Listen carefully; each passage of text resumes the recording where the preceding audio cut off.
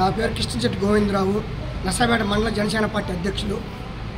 నిన్న జరిగినటువంటి తాడేపల్లిగూడెంలో జరిగినటువంటి తాడేపల్లి మీటింగులో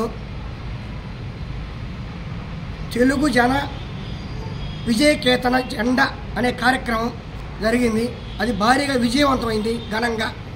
దీనిలో మా పవన్ కళ్యాణ్ గారు ఏమి చెప్పారో దాని మేము శిరోధార్యంగా ఆయన చెప్పిన మాటకి మేము కట్టుబడి పనిచేస్తామని ఈ సందర్భంగా చెబుతున్నాము ఈ మీడియా ముఖంగా. అలాగే మా పవన్ కళ్యాణ్ గారు మాట్లాడే ఆవేదన, ఆలోచన విధానం అంతా మేము అర్థం చేసుకున్నాము. అంతా మేము చిన్న చిన్న సమస్యలు ఏదైనా ఉన్నా అవన్నీ మేము సరి చేసుకొని మా కార్యకర్తలందరూ మేము కష్టపడి పనిచేసి మా పవన్ కళ్యాణ్ గారు ఎవరికైతే మద్దతు ఇస్తాడో ఆయన ఎన్ని సీట్లు తీసుకునేది మాకు ముఖ్యం కాదు. ఆయన ఏమైతే చెబుతాడో మాకు అదే శిరోధార్యం. ఆ మాటకే మేము కట్టుబడి పనిచేస్తామని. అలాగే జగన్మోహన్ రెడ్డి గారు కదిలితే పవన్ కళ్యాణ్ గారిని వ్యక్తిగతంగా నలుగురు పెళ్ళాలు అంటున్నాడు. నలుగురు పిల్లలు నువ్వేనా అని చెప్పి, నాలుగో పిల్లలు నువ్వేనా అని చెప్పి మా పవన్ కళ్యాణ్ గారు అడిగారు. దానికి నువ్వు సమాధానం చెప్పాలి. నువ్వు నాలుగో భార్య అయితే మా పవన్ కళ్యాణ్ గారికి నువ్వు సమాధానం చెప్పాలి. కాదు అంటే నువ్వు చెప్పింది తప్పు అని చెప్పి మీడియా ముఖ్యంగా పబ్లిక్లో చెప్పాలి.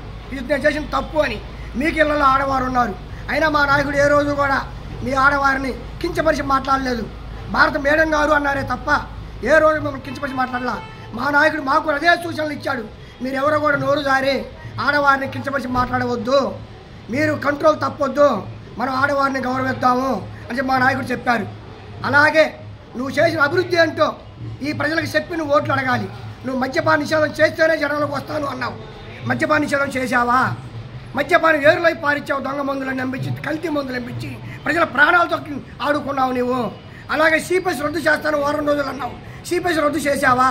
మసిపూసి మారడిగా చేసావు తప్ప ఏమైనా చేశావా? నువ్వు ఎవరికి ఏది ఇచ్చావో చెప్పు. ప్రతి జనవరి ఫస్ట్కి జాబ్ క్యాలెండర్ ఇస్తాను అని చెప్పావు, ఇచ్చావా? ఎంతమందికి ఉద్యోగాలు ఇచ్చావు? ఎంతమంది పిల్లల ప్రాణ నష్టాలు చేశావు? నువ్వు గంజాయికి నిలయం చేసావు. ఆంధ్రప్రదేశ్ని గంజాయి మొత్తంలో ముంచావు. కుర్రాల మొత్తాన్ని నువ్వు సౌరపోతలు తయారు చేసి ఏంటి పనికిరాని చేసేసావు. భవన నిర్మాణ కార్మికులు నిలువున ముంచావు. ఇసుక దోపిడీ చేసి భవన నిర్మాణ కార్మికుల్ని నిలువున దోపిడీ చేశావు. కానీ ఏ వర్గానికి కూడా సరైన న్యాయం చేయలేదు.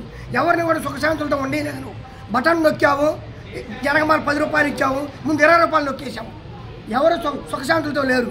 అందుకు కాబట్టి నీ పతనం మొదలైంది. జగన్మోహన్ రెడ్డి నిన్న తాడేపల్లిగూడెంలో మీటింగ్ నుంచే నీ పతనం అనేది మొదలైంది. అది గుర్తుపెట్టుకో.